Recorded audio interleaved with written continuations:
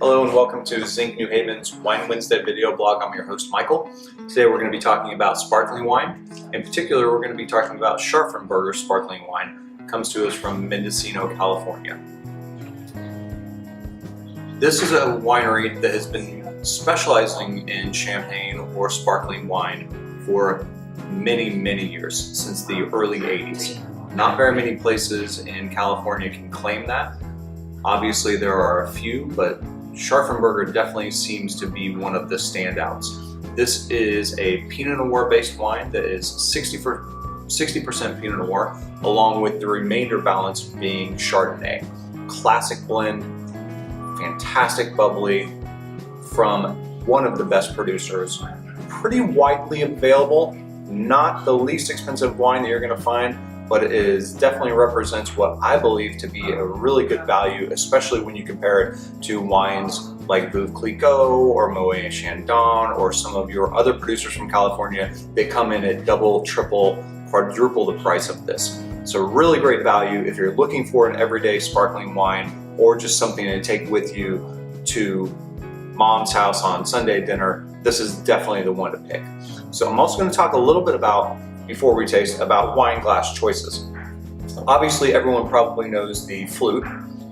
This is our red wine glass and this is a white wine glass. The way that I like to describe them best before we taste this this is kind of the Papa Bear. You're going to pour this in here, you're going to get lots of aroma, but you're going to lose some of the bubbles. Mama Bear, which is here, which is going to trap all of those great bubbles and some of the things you love about sparkling wine, but kind of hard to get your nose in there. Not exactly a whole lot of aromas are going to really come out of that glass. And Baby Bear. So this is my tale of the three bears. Baby Bear is probably what I like to consider the best glass for tasting champagne or sparkling wine in general. I think that it's small enough that it traps the bubbles, but it also has a big enough opening towards the mouth where you're going to get lots of the aromas when you smell the glass. And that's a lot of the reason why you're tasting and drinking this wine anyway. So let me pour a little bit and taste, because that's the fun part. You can already see this has a really great kind of foamy, frothy feel to it. That's a good sign. This is clearly a really nice fresh bottle. Lots of bubbles going on, lots of action, lots of activity.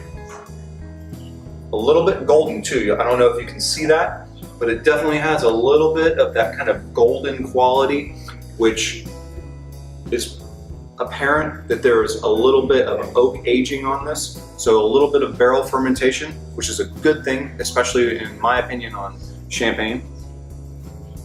Really great nose of some baked apples. You're getting a little hint of pear, just a little bit of spice. The spice component is probably from the barrels. Let's go ahead and taste this.